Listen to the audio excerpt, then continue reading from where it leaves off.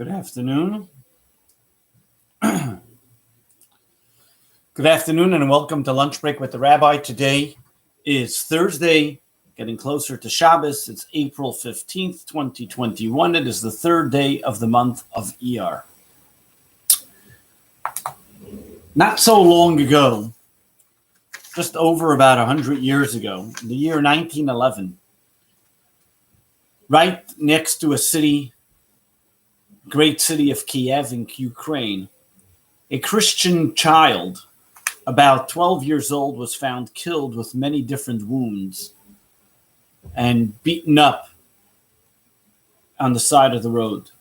Though the government officials knew at the time who was the murderer, that it was a woman who was a very well-known thief and part of the mafia, and she was worried that this child was going to snitch on her. However, they accused this child that was killed by a fellow by the name of Mr. Mendel Bayless. This was a classic blood libel and probably one of the last and well-known blood libels of the 20th century. At the time, they accused Mendel Bayless of a person who was killed this Catholic child to be able to use his blood to make matzahs for Passover. The allegations took the world at large. The Jewish community at large came together. Rabbis from all stripes and walks of life all came together to be able to come to the assistance of the fellow Mr. Mendel Bayless. And they decided that they hired a lawyer by the name of Oscar Grosenberg to stand at the lead, to be the lead defense lawyer in defending Mr. Mendel Bayless. The prosecution at the time brought many different witnesses, and one of them they brought was the chief priest, who was a very well-known lecturer and scholar, so to speak, in the Jewish religion and Jewish sources. And therefore, they got him to, so to speak, prosecute against the Jewish people and to speak against the Jewish people.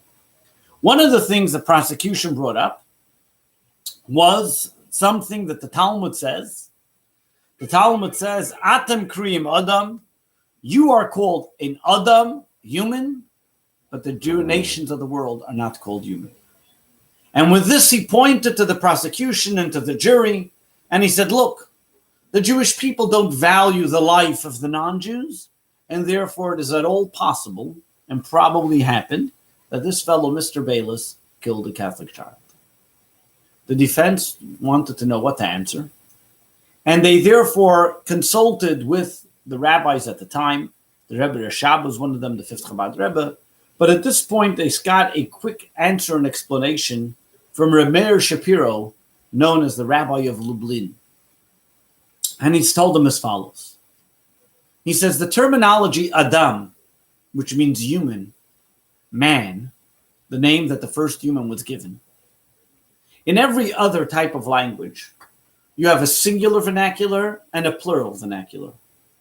In Hebrew as well, if you say gever, which means a man, gevarim, which means multiple men. The only word which is used for singular and plural is Adam. Meaning, and he explained as follows, because the Jewish people are the only nation that there is no difference between one and many. You save one person as if you save an entire universe. You hurt one person, you hurt an entire universe. And think about it, the defense said. Look at it.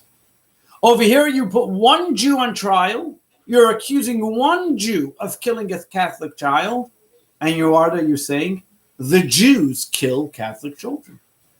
You yourself, in your own admission, he turns to the prosecution, see how the Jewish people are identified as one unit, as a singular term, not as a plural.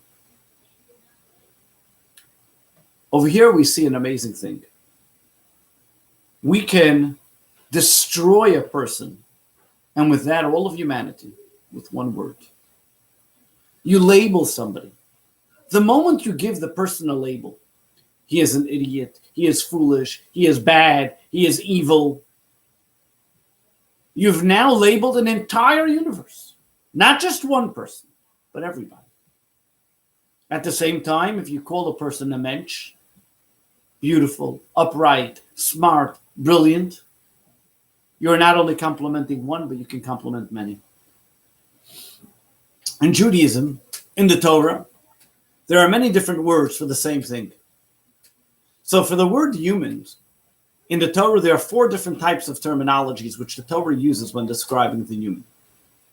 Adam, which is described for the first human. Enosh, which is also described for humans. Ish and Gever.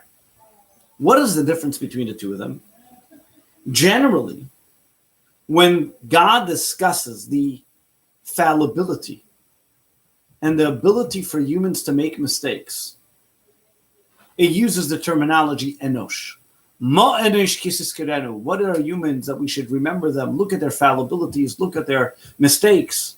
In fact, the first person that was part of the mistake, so to speak, the generation of Enosh, who started following idolatry. We then also have Gever. Gever is a next step, higher. It's like a man. Stand up. We give him some type of ability. It comes from the word gibor, to be strong, to overcome your evil inclination. Then the higher level is Ish, a man of God. Used throughout the Torah, whenever we want to talk about this person who was a great stature, we would call him Ish. Ish Elokim, a man of God. But the highest of all levels is Adam. Adam, which comes from the word Adamel Elioni, is compared to God himself. And for that reason, Adam, the first of all humankind, was called Adam because he was compared to God. So what is the greatest compliment or terminology you can use for a person of its highest esteem and the highest level? Would be Adam. But here's something interesting. Look in this week's Torah reading. When it describes about a person who gets leprosy for gossiping or speaking bad and ill against another person, what language does it use? What does it call him? It doesn't say an Enosh, a person who was fallible who got leprosy, that skin disease. It says Adam, the highest level of the human who got the skin disease. Even more so, if you go historically in the actual Bible, in the actual Chumash, in the 5 books of Moses, who are the people in the 5 books of Moses? In the prophets, there are some others. But in the 5 books of Moses, if you look, who are the people that are mentioned that got leprosy? There were 2 people. Moses, the greatest of all people, and Miriam, his sister. Moses got leprosy when he was talking to God by the burning bush, and he said, the Jewish people won't believe in me. And he said ill about the Jewish people that they won't believe in him. God said, put your hand in your sleeve, and it came out that he had leprosy. He put it back in, and the leprosy was healed. Miriam, in the book of Numbers, when she speaks to Aaron against Moses' relationship with his wife, she then becomes a leprosy for 7 days. And the Jewish people wait for her to heal until they continue with their travels. 2 of the greatest people spoken about in the Torah. Those are the ones that are leprosy. What's the Torah telling us here? The Torah is telling us an unbelievable fact. What the words of our mouth, the power that our words have.